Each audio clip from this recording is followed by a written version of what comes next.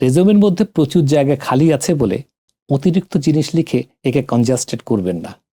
কিছু জায়গা খালি রাখাই ভালো। খেয়াল রাখতে হবে রেজুমের সমস্ত তথ্য যেন একইভাবে থাকে। রেজুমে সংক্ষিপ্ত করাই ভালো। টু দ্য পয়েন্ট রেজুমে লিখতে হবে, সব তথ্য দিতে হবে, কিন্তু সংক্ষেপে। রেজুমে ম্যানুয়ালিও বানাতে পারেন, আবার সফটওয়্যার কিংবা অ্যাপস ব্যবহার করে এটা বানানো যায়। আপনি যে কোম্পানিতে চাকরি অ্যাপ্লাই করছেন সেই কোম্পানির ওয়েবসাইট দেখুন। যদি তেমন কিছু উল্লেখ না থাকে তাহলে নিজেই ফরম্যাট তৈরি করুন।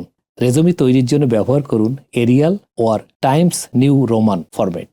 ফ্রন্ট সাইজ দিন 11 থেকে 12-র মধ্যে, আর হেডলাইনগুলো দিন 14 থেকে 16-র ভেতরে। প্রত্যেকটি জিনিসেরই ফার্স্ট লুক বলে একটা কথা আছে। রেজুমের ক্ষেত্রে চারপাশে 1 ইঞ্চি মার্জিন রাখা ভালো। খেয়াল রাখতে হবে রেজুমের সমস্ত তথ্য যেন একইভাবে থাকে।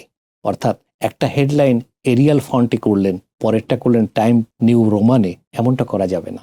যে কোনো একটা ফরম্যাট পছন্দ করে পুরো রেজুমেতে সেটাই ফলো করতে হবে। হেডলাইনগুলো বোল্ড করে অথবা আইটালিক করে দিতে পারেন। যদি করেন তাহলে সব লাইনেই তা করবেন।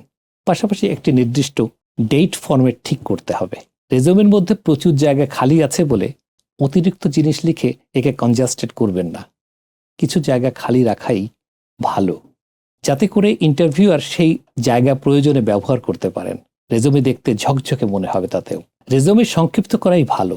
টু দ্য পয়েন্ট রেজুমে লিখতে হবে, সব তথ্য দিতে হবে, কিন্তু সংক্ষেপে। রেজুমে ম্যানুয়ালিও বানাতে পারেন, আবার সফটওয়্যার কিংবা অ্যাপস ব্যবহার করে এটা বানানো যায়।